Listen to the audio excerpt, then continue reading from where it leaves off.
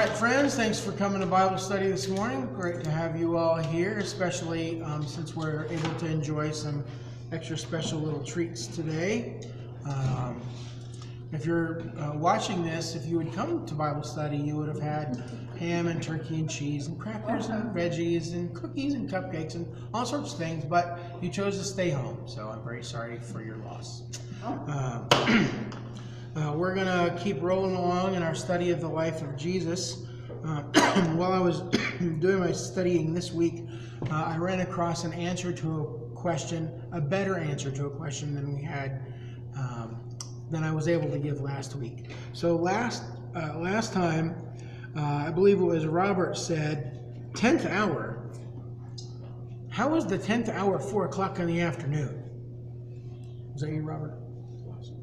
So, Hebrew time was measured from sunrise. So, 10 hours after sunrise is about 4 o'clock in the afternoon. Jesus says later on in the Gospel of John, aren't there 12 hours of daylight? Like, well, sometimes there are. In Matthew 20, Jesus tells a story that has time markers along the way about the guy who's hiring men to work in his field. He hires them at the 3rd hour, the 6th hour, the 9th hour, and the 11th hour. That's 9 a.m., noon, 3 p.m., and 5 p.m. So that is the much better answer to the question that I stumbled through last time. 10th hour is 4 o'clock because Hebrews figure time from sunrise. So there you go. And now you'll always know whenever you read that in the New Testament, it was about the 3rd hour, or it was about the 6th hour, or it was about the 12th hour. You can do your math from there. If you'd open your Bible to John, we're going to be reading in John chapter 1, verse 43.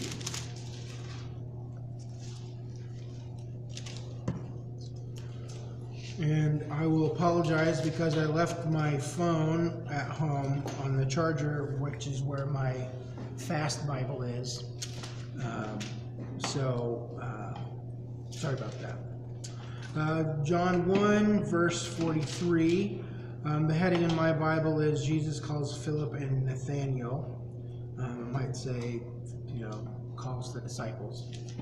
The next day, Jesus decided to leave for Galilee. Finding Philip, he said to him, "Follow me." Philip, like Andrew and Peter, was from the town of Bethsaida.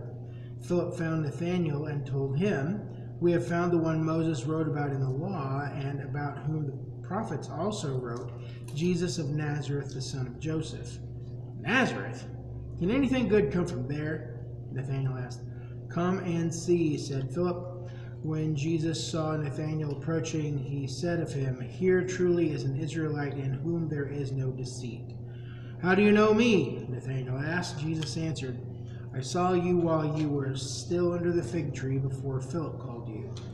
Then Nathanael declared, "Rabbi, you are the Son of God. You are the King of Israel." Jesus said, "You believe because I told you I saw you under the fig tree. You will see greater things than that." He then added, "Very truly I tell you, you will see heaven open and the angels of God ascending and descending on the Son of Man." Okay, so the last time we talked a little bit about John the Baptist's disciples, that he had a number of people who followed him and listened to his teaching and preaching. A pair of them heard John say when he saw Jesus, "Look, there's the Lamb of God who takes away the sins of the world." And so those two turned around and went to figure out what's going on. Andrew was one of them. Andrew was a fisherman from the region of Galilee, and he went to tell his brother Simon that they had found the Messiah. Whether he is convinced that Jesus is the Messiah, or if it's just hey, of all the people who've ever maybe been the Messiah, this guy is clearly the best candidate.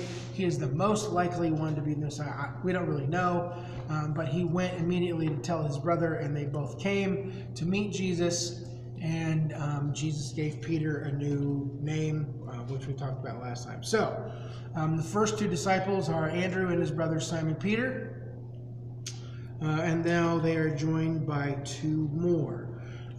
The first two came because of what they heard. The next one came because Jesus said, "Hey, what are the words he often uses? Follow me. Come follow me." And so, there's not a lot of commentary there. He just said, finding Philip, he said to him, "Follow me." And then Philip, guess what? Followed him. Just that simple. Philip is also from the same place that Peter and Andrew are from. They're all from Bethsaida. Bethsaida is up on the coast of the Sea of Galilee, probably on the northeastern corner. Capernaum, where Peter's alleged house is now, is around the coast in Capernaum, which is more in the northwest. But the name Bethsaida means house of fishing. So everybody there was kind of being a fisherman. So just in case you ever need to know this, the Hebrew word Beth means house, like Bethel means, take a guess? House of God, very good. Bethlehem means house of bread. Beth Shan means the house of Shan, I don't know. Beth always means house. So they're from Bethsaida, and probably all of those guys, Simon, Andrew, and Philip, are all fishermen. And just like Andrew went to find Simon to tell him, Philip takes the news to a friend named Nathaniel. It may also, depending on your Bible, may have a different name there. It may have Bartholomew. That's probably the same guy. Nathaniel seems to be kind of a smart guy. Clearly, he's has studied the Torah, the books of Moses, a little bit more than maybe anybody else. And so Philip talks to him about Jesus being the fulfillment of what Moses said in the law about the prophet who was going to come, and also in the prophets. We don't really know everything that's been going on in Nathaniel's life, but clearly he is a student of God's word and knows stuff. And so Philip talks to him that way, and also Jesus does. When Philip and Nathaniel are approaching Jesus, what does Jesus say?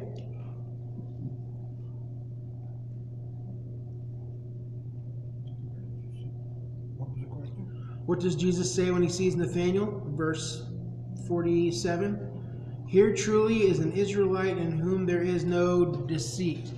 If you'd have a different translation, it might have, "in whom there is no guile."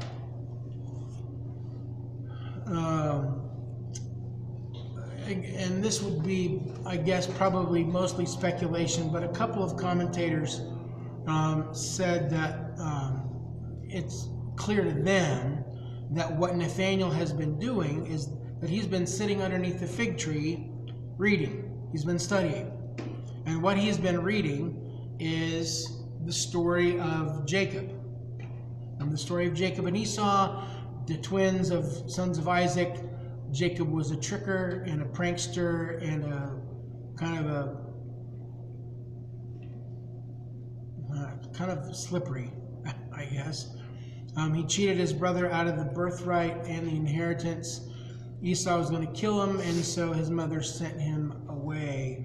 Along his journeys by himself, this deceiving man had an experience with God, that he saw the ladder, the staircase that went up and down into heaven, and there were angels ascending and descending.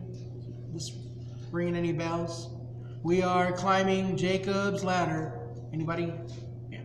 Okay, so Jacob the deceiver, who was really not very worthy of very much because he was kind of slippery and deceitful, full of guile, that he had this experience with God. And Jesus says to Nathanael, here's an Israelite in whom there is no deceit, there is no guile. And if Jacob, whom you've been reading about, probably, was able to see God and experience amazing things, being full of deceit, just think about what you'll get to see, Nathanael, because you are a man in whom there is no deceit. You're going to see much greater things than Jacob ever did. Again, I can't prove any of that, but a couple of commentators said that's clearly what's going on there. So, let's see, did I miss anything there? What is he going to see? What is he specifically going to see? The end of the chapter, he then added, very truly I tell you, you will see heaven open and the angels of God ascending and descending on whom? On the Son of Man, Jesus' favorite name for himself. You're going to see much better things than Jacob ever did. You're going to get to see the Son of Man being attended by angels. This is the first time that Jesus uses the phrase the Son of Man in the Gospel of John. It is a favorite identity of his. He chooses that many times, talking about himself. Jesus has come to meet human need. He is the revelation from God, and he has come to proclaim answers from God to the people. Nathanael and Philip and Andrew and Simon and all the rest of the disciples and all the rest of the world are going to get to see that. They're going to see Jesus bringing God's revelation to the people. He is the Son of Man. He's here. He is the answer to thousands of years of prophecy and prediction and waiting. Any comments or questions before we move on?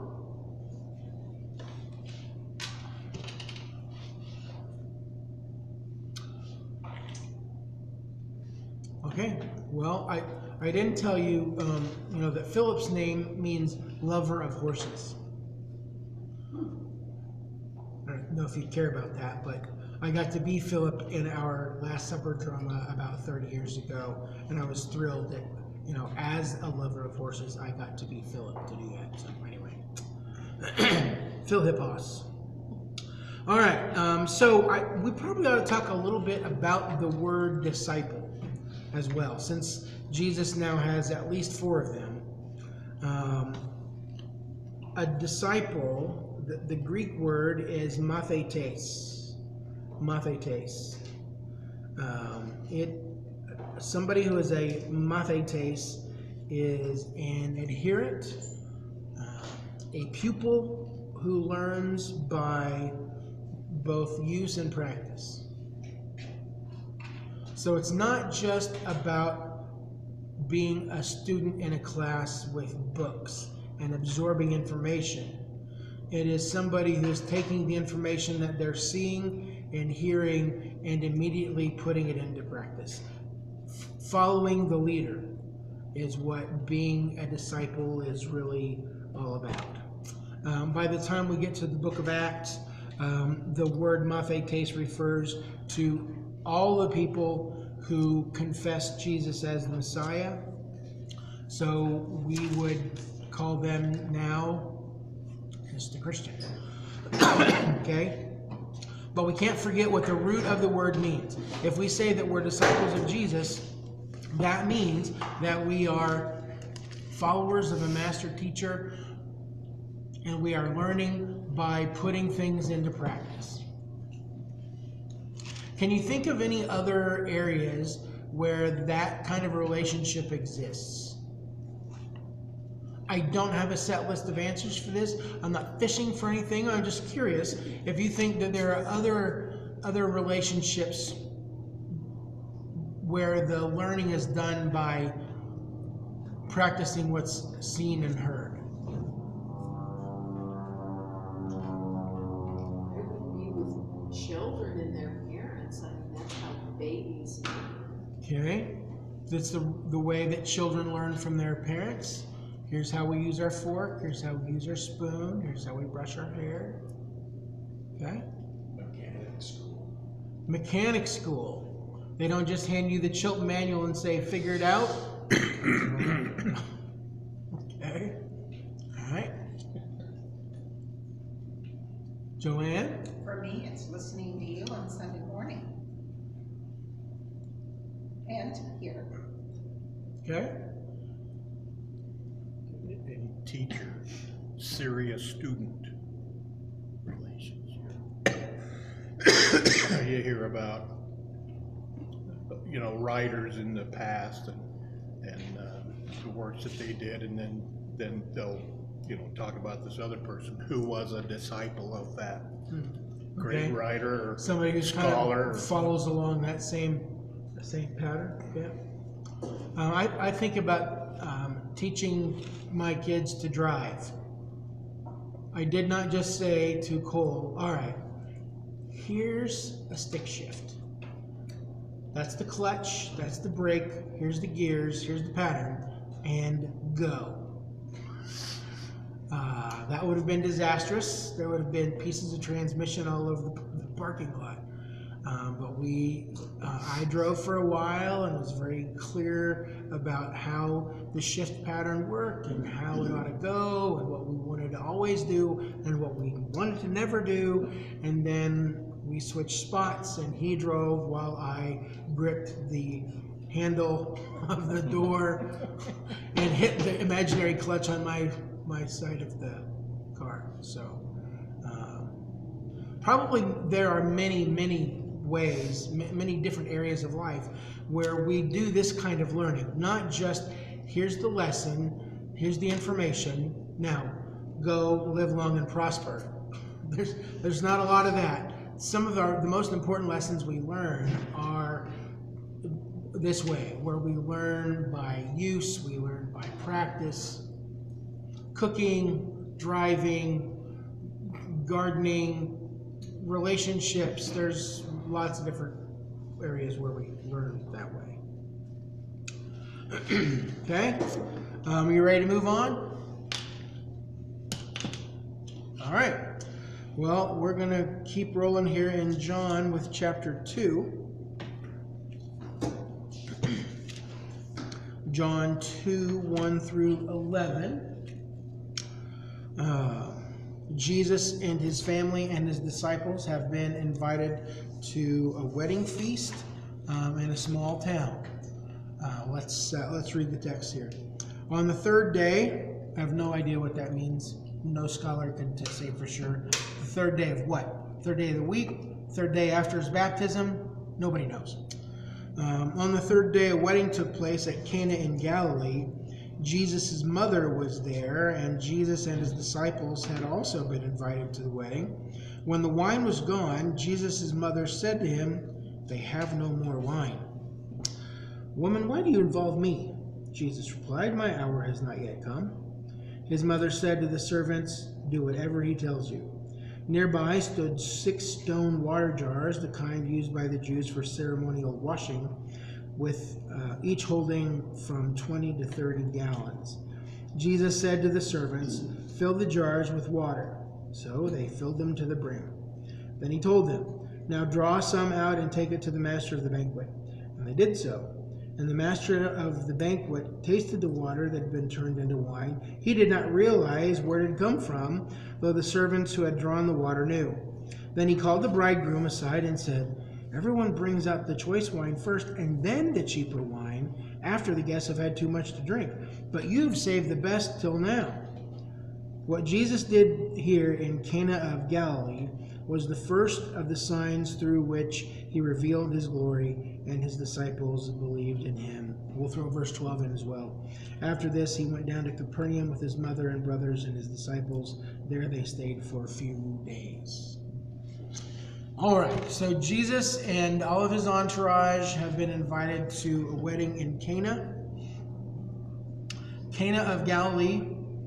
So if here is the Sea of Galilee, Jordan River going all the way down to the Dead Sea.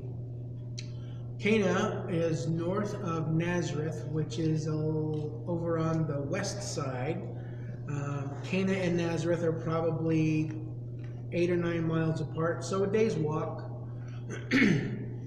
Jesus grew up in Nazareth. We've had that discussion. It's a village on the side of a hill in a very green, lush plain.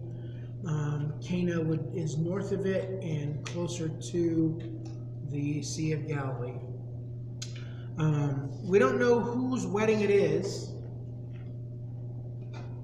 What we learn in a little bit is that Cana is Nathanael's hometown.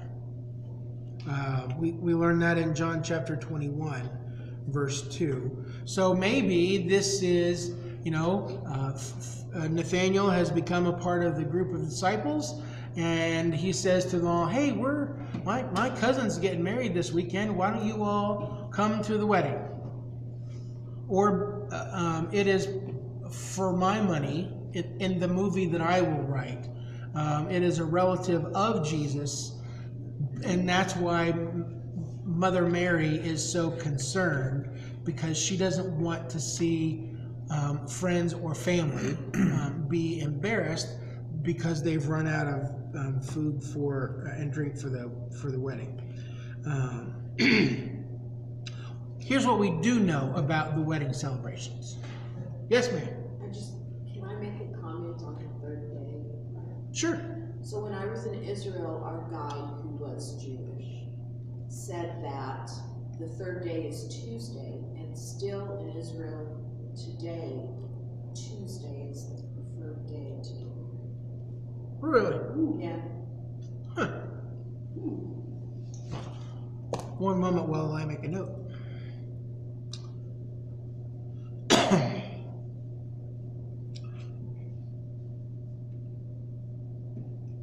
The preferred day, Tuesday is the third day, currently in Israel, and all the way back, and it is the preferred day for a wedding. Okay, well, I guess that makes a little bit of sense, because one of the things we do know about the wedding ceremony is that it wasn't, a 30-minute ceremony with a candle and, a poem or two and throwing of petals, and then a reception at the banquet hall. A Jewish wedding really kind of went on for days. So before the ceremony, there would be a few people gathered for this ceremony itself. But before the ceremony, the bride would go through some ceremonial ritual cleansing before she put on all of her garments. They would have the ceremony, which I don't have a lot of information about today. But I'll tell you, if you watch the movie, the Journey to Bethlehem movie, it was pretty. There was a lot more dancing than I would have expected, but I don't know. Anyway, so after the ceremony, then the groom's father takes care of the banquet that literally goes on for maybe as long as a week. Guests come and they stay and they eat and they drink and they eat and they drink and they celebrate for many, many days. And the guests would have all expected that they weren't going to need to bring any food or drink to the wedding, because the groom's family would have taken care of it. And as we have said before, hospitality in the Middle East is such an important part of the culture. You would not ever want to do anything that would draw negative attention to yourself by not being hospitable, by not having food, by not inviting someone in, by not caring for their needs.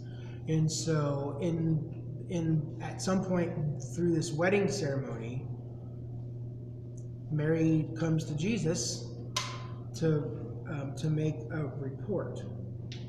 Okay? Whether these are relatives or friends, they're probably not incredibly wealthy. Not many people were. If they're Jesus' family, his family didn't have a lot of money. So it's really not surprising that a couple might run out of supplies. But Mother Mary comes to her son, and what does she say? We're running out of wine. They have no more wine. Now, I can read that many different ways. With a little bit of embarrassment, with a little bit of indignation, with a little bit of shock, with a little bit of embarrassment. I don't know really what that sounded like. They should put emojis in here to help us understand what the tone is of the comments. But that's all that she says to Jesus. They have no more wine. What's missing there?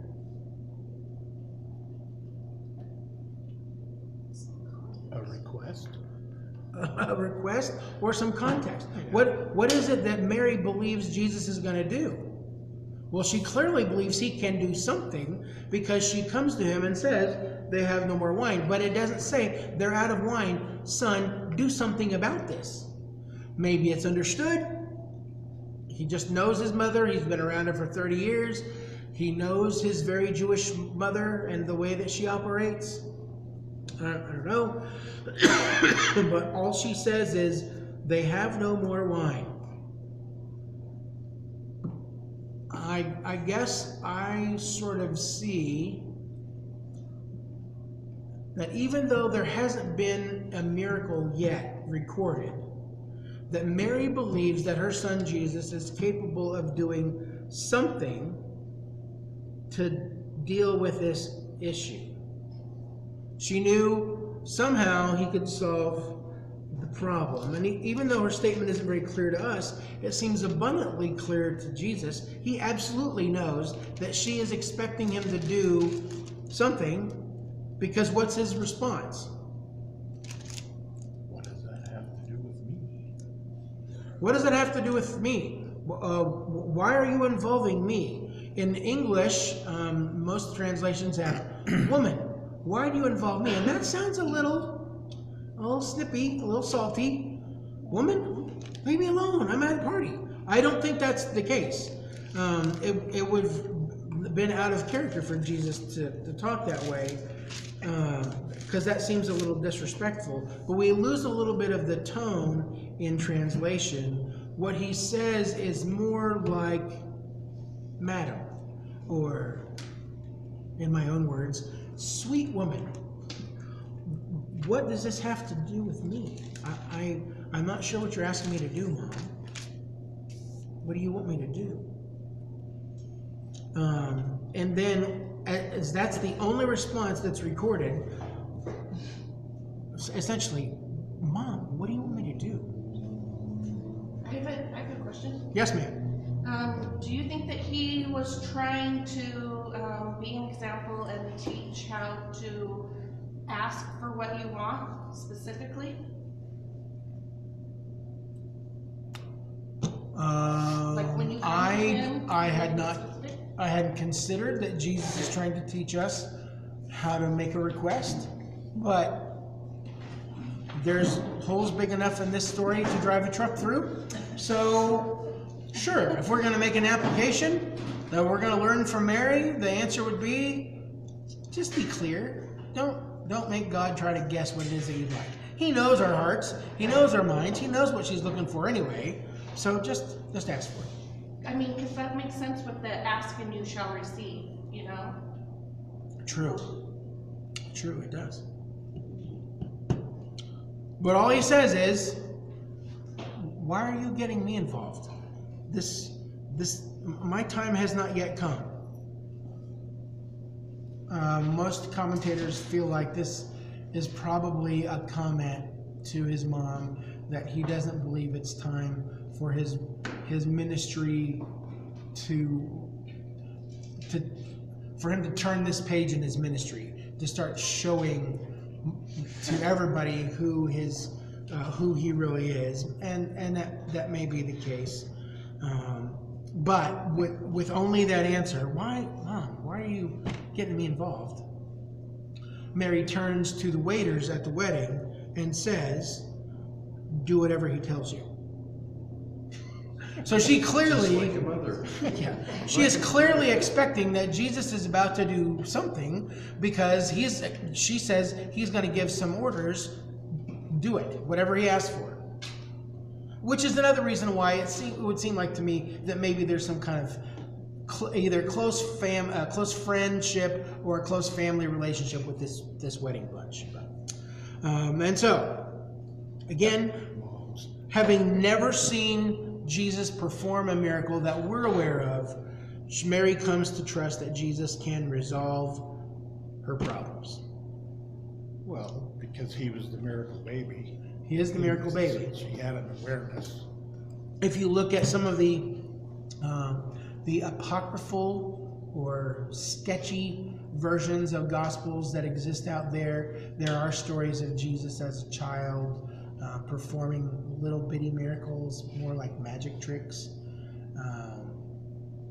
Again, those have been rejected from the canon, the Canon, the collection of biblically authoritative books. I don't know if any of them have any authenticity or veracity at all, but from what we see in the Gospels, what we know about Jesus, he has yet to perform a miracle. So, Jesus looks around and he tells the servants to start filling these large stone containers, jars. I think about a jar being like a flower vase. These are much bigger than that. They are 20 to 30 gallons a piece.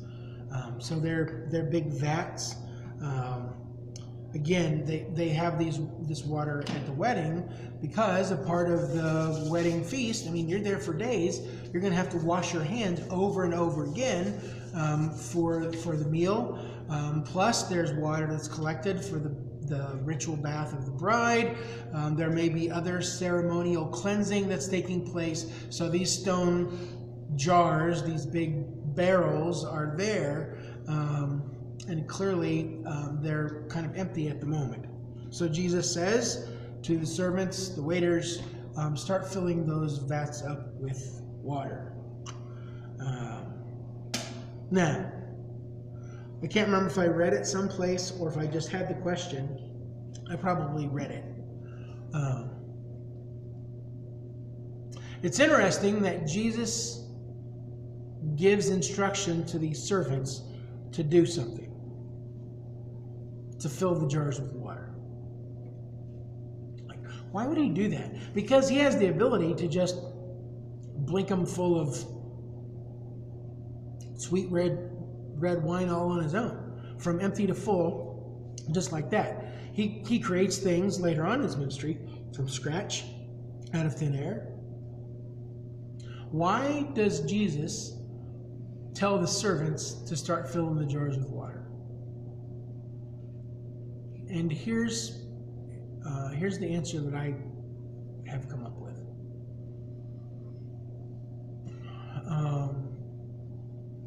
At this point, he just has 4 or maybe 5 or 6 disciples. Maybe James and John are involved in this too. Maybe. We're not really sure.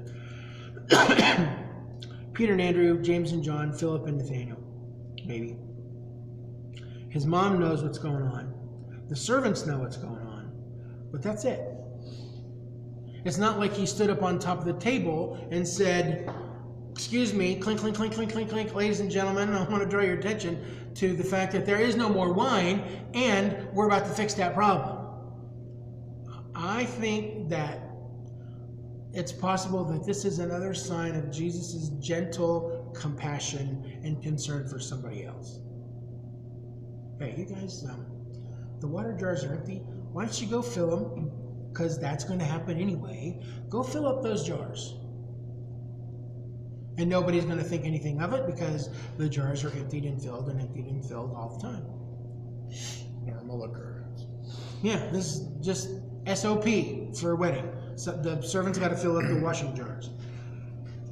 I think it's possible that this is concern for the reputation of the bride and the groom and their families. Again, there are not very many people who are going to know that this thing occurred. It's not clear that anybody else at the wedding has any clue what has taken place. And that's because of the way that Jesus acted. So I'm going to go with Jesus' gentle compassion and concern for others. So after they fill up all these things to the brim, there's no more room for any more water. He says, take a dip of that over to the master of the banquet. We might call him the catering director, or the wedding coordinator, or maybe he's the wine steward, the sommelier for the day. That's his job, is to be in charge of everything. They take him a glass of the water that they have just poured, and when he drinks it, he is shocked. In my movie, where did this come from? How did you guys get a hold of this? This is way better stuff than we've been serving for the rest of this banquet. Why did you save this good stuff until the end? So just think about that. You're at a wedding that's been going on for days, and somebody finds more than 100 gallons of better wine than anybody has been drinking during the wedding. That's a pretty good party. We just happened to run across more than 100 gallons of really good wine, not this cheap stuff, Boone's Farm apple wine or something. It's not the cheap stuff. This is the really good stuff. I was gonna say boxed wine, but my wife likes boxed wine, so. So now I want you to think about how much wine he has just created out of water. So 6 containers that hold 20 to 30 gallons. We'll just say it's 25-gallon jars times 6. 150 gallons of wine times 128 ounces per gallon divided by 8 ounces per glass. That's a lot of wine. 2,400 8-ounce glasses of wine. Now surely that will take care of the rest of the wedding. I mean, that's just a massive amount. Jesus didn't just make one of these, which probably would have been enough, but he does it in spades. Much more than they will need for the rest of this celebration. And there's probably some kind of a lesson in that as well. That when Jesus provides for us, he does so in abundant, overflowing ways. What's the verse say? Much more than we can ask or imagine. But they're gonna get drunk. Okay, it's a party. I have no idea. Now, there would be some people who would want to say, now wait a minute, James, I can't imagine that Jesus is going to make actual wine for this party. Why would he be contributing to the delinquency of majors by providing all of this wine? It had to just be grape juice. Okay, well, I think the story kind of blows that out of the water on its own, because it's better wine than they've had already. And the wine steward, the head of the banquet, says, we usually bring out the good stuff, or bring out the cheap stuff, after the good stuff is all drunk, because they're already a little slurry, and they can't really tell how good anything is. So I think the story itself would indicate to us that Jesus really did turn water not just into giant vats of Welch's Concord grape, but into actual wine, Merlot. Probably it's Jewish. It's probably Mogan David. Okay, it's the real deal with alcohol. Now, some place, I don't remember where I picked this up. Some preacher or professor talked about this story, and their point was that Jesus really isn't doing anything that is necessarily stupendously miraculous, other than he's really speeding up time. That's pretty stupendously miraculous. True. How do you get wine? It takes time, doesn't it? You grow grapes. Well, they used to say, "Well, make no wine before it's time." Don't you have to mash them with your feet or something? Okay, so they come from grapes that are mashed and pressed, and the juice is collected, and then maybe some sugar is added, and certainly some yeast to make the fermentation process happen. But it all comes back to the fact that water has to fall on vineyards to be absorbed by the grape plant to produce the grape berries, which will be mashed and then turned into juice and then into wine. So whoever this person was says, really, Jesus is taking just a really fast shortcut. He's eliminating, the growing of the grapes and the sunshine and the mashing of the grapes and the fermentation process. He's just, skipping several steps, because water becomes wine all the time. It just has to go through a vineyard to make it happen. I don't know why I share that with you. I just know that is lodged in my brain from something that somebody tried to teach or preach once. That's stuck in my head too. I don't know where I heard it. Why would Jesus do this? And why would Jesus provide for this new couple and their family? Why would he make this happen? Susan? Well, God says a couple of times in the Old Testament that he gave us wine to enjoy. He does talk about that. And they're celebrating. It's part of their culture and tradition. It is a part of life. They've been drinking wine for as long as they've been having grapes, pretty much. Why would Jesus do this? Not because he wants people to get drunk. I think verse 11 helps us understand why Jesus does this sort of quietly. What Jesus did here in Cana of Galilee was the first of the signs through which he revealed his glory, and his disciples believed in him.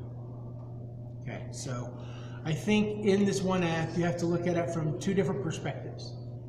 First, you have to look at the gift of the wine as a gift to the wedding party, to the new couple.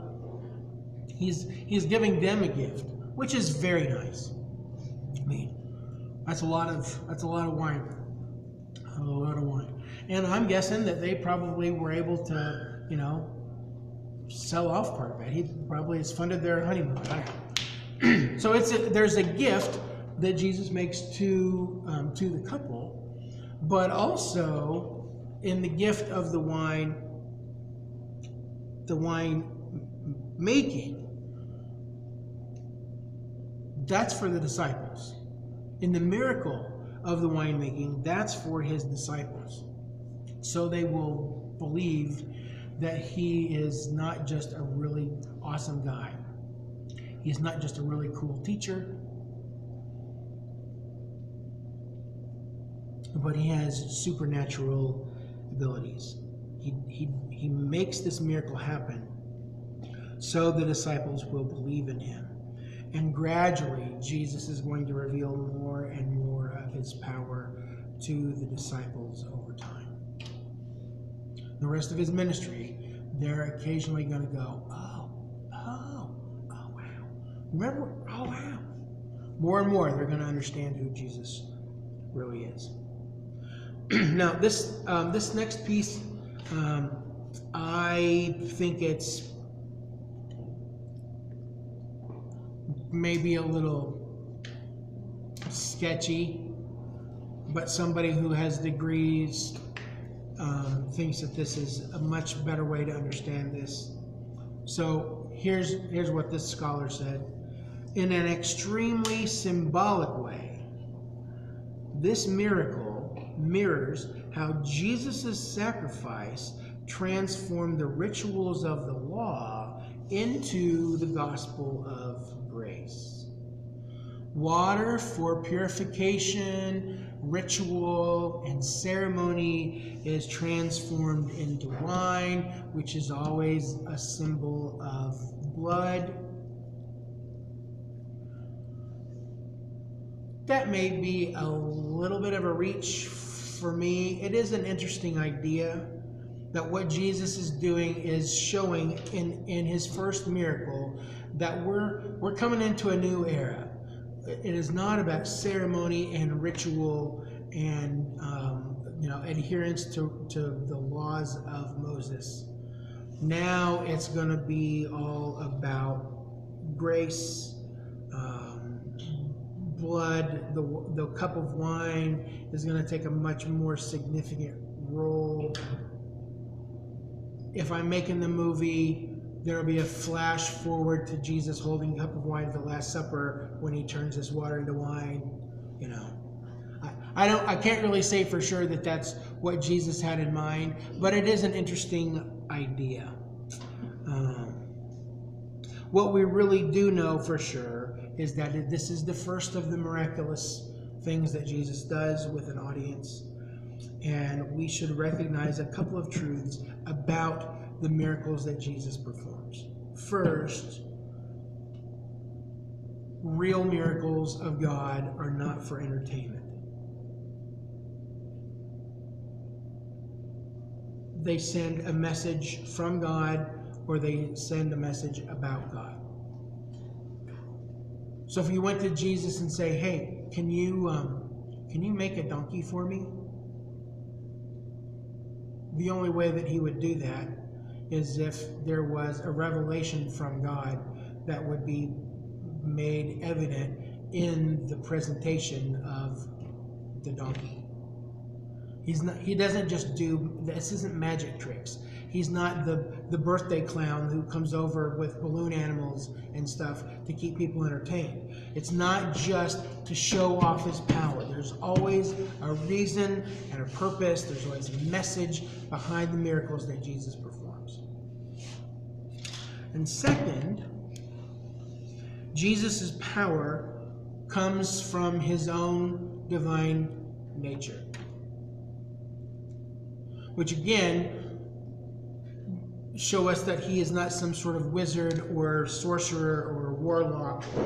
He's not conjuring up other spirits to make these things happen. He's not using some sort of secret dark magic to make this stuff occur. What he does comes out of his own power, his own identity, because he is the Son of God, because he is the one who brought all of creation into existence. It is not impossible for him to do any of these things. It's who he is, it's what he does, it's his own power. Okay? So as we go through the rest of this study, for as long as that may take, just keep that in mind as we go through his miracles. It's always to deliver a point, to show a purpose. There's always a message or revelation from God. And Jesus makes these things come out of his own nature, out of his own power. He's not conjuring up something else. He's not like, by the power of Grayskull kind of a deal. He's just doing it all on his own. Okay? How are we doing? Any questions or comments? Have we got the power of Grayskull reference? Me, Robert. Grayskull is where He-Man got his power from in the cartoons. So. Verse 11 says, or Thundercats ho. Verse 11 tells us that this event is the first of his signs. It reveals his glory and causes his disciples to put their faith in him. Okay? That's the purpose. To reveal God's glory and to help the disciples put more of their faith in him as the Son of Man, as the Son of God. Now, it's been a little while, but a few years back, I'm not even exactly sure how long ago, but at the tail end of one of our Bible study years, probably like in April or May, we did a study of the signs of Jesus that are in the Gospel of John.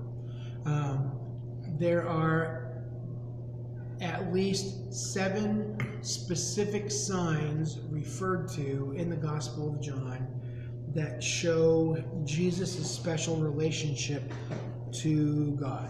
This is number 1. Jesus turns water into wine. The text here says it is the first, where is it? The first of the signs through which he revealed his glory. There are going to be more. The second one, it happens in a couple chapters in John chapter 4, where he heals a royal official's son, which is called the second of the signs that Jesus performed. And then the third one is in John 5, where he heals the paralytic beside the pool. The fourth sign is spectacular. The feeding of 5,000 in John chapter 6. Then at the second half of John chapter 6 is another sign, Jesus walking on the water after the feeding of the 5,000. We skip a few chapters to chapter 9. Jesus heals a blind man. That's the 6th sign. And then the 7th one is in John 11, where Jesus raises Lazarus, resurrects the dead. Okay? So, and one of the things that John says at the end of his gospel is that Jesus did many other signs, which are not included in this book. I mean, Jesus was doing things all the time that revealed that he was God's Son, he was the Messiah, but he just didn't write all of them down. Matthew, Mark, and Luke do include some of the miracles that John does not. But those are the 7 that John specifically includes in his gospel account to show that Jesus is God's Son and the promised Messiah. Big questions or comments or concerns, rebuttal, sarcastic remarks, anything?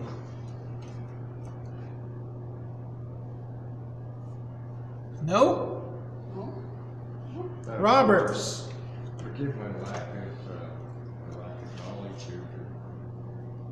How many times did Jesus create something from nothing versus multiplying what was already there? Or give an example of something from nothing.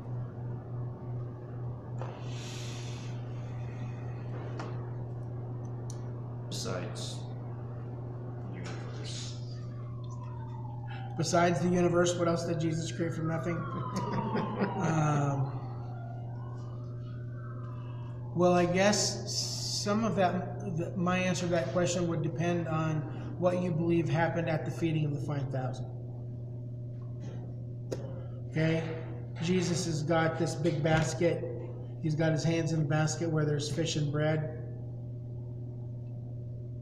Is he really just continuing to rip off the same piece over and over again and throw it into another basket? Or is he just going... But I even then, don't really we don't really know. something from something as opposed to an empty basket. Well, like... That would be a multiplication, right? Well, I don't know. Okay. It could be just... He could be multiplying, food for thousands of people from lunch that was barely enough for one. or he could have been creating it out of his own power. I don't know. Maybe there's not a difference between those two things. I'm not sure. I guess I'm trying to think about those other signs that we just talked about. If there is this Jesus creating something out of nothing.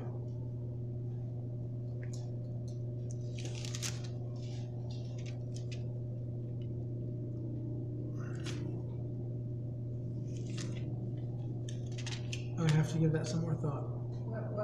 What about Adam? Well, again, if you go back to the very beginning, which Jesus, the book of Hebrews tells us that nothing that has, or is it John 2? Both of them say that nothing has been made that wasn't made without him. Everything that we know was created by him and for him and through him. That he's the agent of creation. But Adam came from. But Adam came from pre-existing stuff. Oh, okay. Not just an appearance. I'm not sure where my mind's going, but I know. I don't know either. This is I will part have, of my thought. I will have to give that a little more thought and do a little research. So what if, like, when he healed the paralytic on the pool, it doesn't say why he was paralyzed? Maybe he didn't have bones or nerves or, I mean, so we don't know. He could have had to create those things that were missing. Well, somebody might want to do some parsing on that and say, well, technically, he's only restoring what had been degraded. True, but it's. Well, you're still creating nerve cells and muscle tissue and or skin cells or eye parts, gross. I'll have to give that some thought.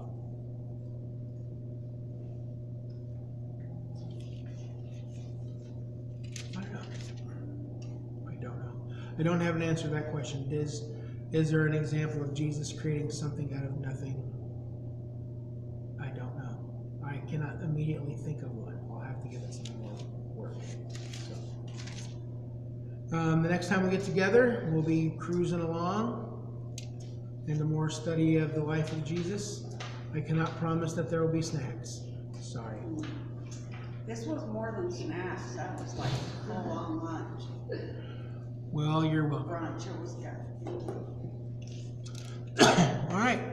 With that, I'm going to turn this off. Let me remind you that if you're watching this Bible study on your own, from wherever you might be, please feel free to make a comment, like it, subscribe to it. That way you'll see every time I do a trick on YouTube. Okay? Thanks for joining us, and we look forward to being together again soon.